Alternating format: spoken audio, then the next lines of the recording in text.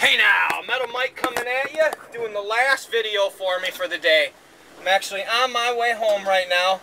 I just came from that estate that I had found earlier, where I got all the free stuff. Well, it didn't work out to my best advantage. I did not end up getting that shotgun.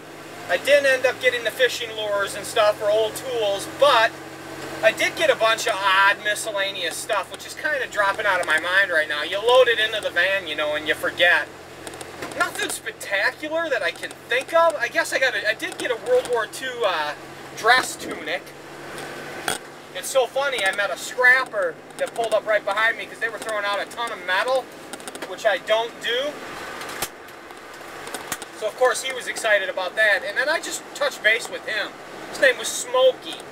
I was like, hey Smokey, if you ever find anything, you know, I'd be interested in buying it, because these guys that are out scrapping, you know, whenever you see them, you see these guys with these old beat-down trucks, they're all greasy, and you think, they look like, you know, I don't know, what do you want to call them, scumbags, they look like lowlifes. They're not, you know, they're just hard-working guys.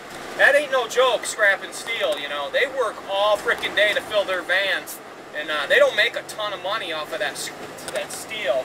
Of course, with copper and stuff, with the prices and all that, I guess it's probably better than it ever has been.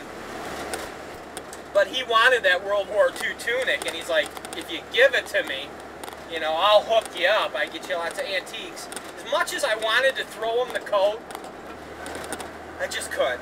Because, you know what, that coat was one of the better pieces I got out of there, but I told him I'd keep him in mind. I just got to go home and do the research on the patch. I'm sure it's nothing. I just want to make sure what unit it's from. It's just a dress tunic anyway. It's not a combat tunic. But man, what did I pull out of there? Some old hats, baseball hats like cat hat, and a couple old hanging lamps, and a bunch of old frame pictures that are modern 1980s, but real clean. My van is packed. I am so loaded up right now that I should be doing an estate sale, garage sale. Might have to, but I just don't like having sales in the winter, unless it was all dried up, but it's just too wet and cold out right now, so I'm going to stay away from that. But I'll tell you what, I seen the shotgun, and it was a flint shotgun. It was pretty cool, double barrel. I actually made an offer of 75 bucks for it, which is probably way too much. It's probably not worth that, but hey, you know what? I don't care. I'll give them the 75 bucks for that. They've easily given me a lot of inventory, and it's worth it for me. Wore out. I got up in the attic of the house. I got in the basement. I got in the house. I got in the attic of the garage. Just had a blast, man.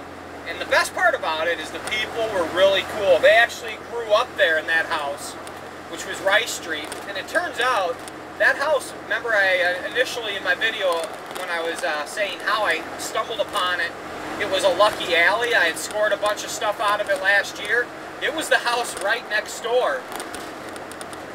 And she said that 11 people lived in that house, and they were all boys.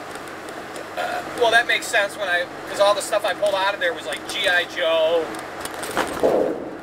Gosh, what else did I pull out? Some old Crocs, a bunch of cool old stuff.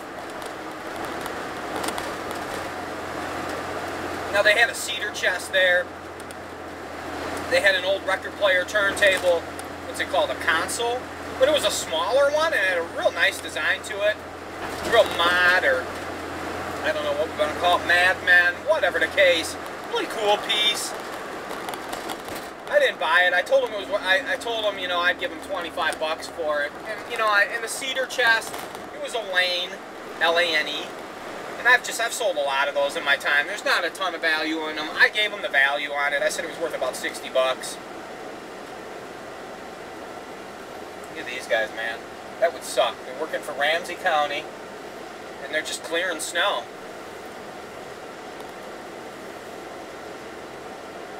What a good day, though. Good 2 days. Scored some stuff yesterday. Spent some money today. I spent today. I think I ended up spending $84 but I made that back easily in free inventory plus. And when I say I spent $64 on inventory. Bought that picture for $30. Those old cars. And I bought that desk ornament, paperweight, massive paperweight. Paid $34 for that. So right there, 64. Dropped another 20 on gas. Yes, I bought a soda for a couple bucks. So we're probably at about $86 spent today. Yesterday I spent, what was it, 80. So I went through all my money. I'm flat broke other than some change in my pocket. But now I'll hustle. And when I say I hustle, I'll get home. I'll make a decision on what I want to put on Craigslist. Otherwise, the rest of it is going out in the summer, going out to the flea market. I can blow the stuff out there. And if I'm lucky, if for some fluke of a reason, it was supposed to rain all night tonight and tomorrow, which is awesome because that would melt all the snow. If I can get all this snow gone, you know, I could easily have a garage sale. But I tell you the truth, garage sales, man, I always felt like as soon as I got a house that would be something I would really go to town with, the garage sales. But I tell you the truth, I don't like them. Number one, you get all these pickers coming over, listen to me, but you do, and they're just so frickin' nosy. And you always get those questions like, you got any old Hot Wheels guns or anything? And I just love effing with them. I'll tell them, oh yeah, I just sold a whole bunch of Hot Wheels, you missed it. Really? Yeah, what'd you sell them for? I got $5. I just love breaking their hearts. I don't know why I got that anger towards a lot of dealers, but I do. Some guys I like, some I don't. Some of them are just so conceited and cocky, know-it-alls. I can't stand it. And a lot of them don't even have passion for the treasure. It's all about the dollar, which there's nothing wrong with, but hey, I actually do this because I love it. Urban archaeologist. Hey now. Well, I guess I've rambled enough. There's not much more to say. Feeling good. But hell, if this doesn't motivate you guys to get out there and do some picking, I just don't know what will. It's out there. Is there fabulous stuff on my truck? No. There sure ain't. But there's some decent stuff. And there's some old stuff. And that's what counts. It's all about making that dollar, flipping it, doubling that money, living another day above ground. I'm dirty. I've been in about 3 attics. Well, 2 basements. 1 basement, 2 basements, attic to the garage, into the house. So I'm filthy right now. There's nothing better though. I'll go home, I'll take a shower, I'll clean up, my girlfriend will cook me a beautiful dinner, and my body will start to ache. Because I got every kind of issue I can have right now. I got a bad knee, I got a bad back, which isn't bothering me right now. I'm pretty lucky. My knee is real rough. I blew my calf out about 2 years ago, which was horrifying. So I'm not as agile as I used to be. And I'm always nervous when I use that leg for jumping down. I used to be able to jump down off of things, climb down. I still do, but now I got to throw all my weight onto my left leg. So my knees are taking a beating. Wah!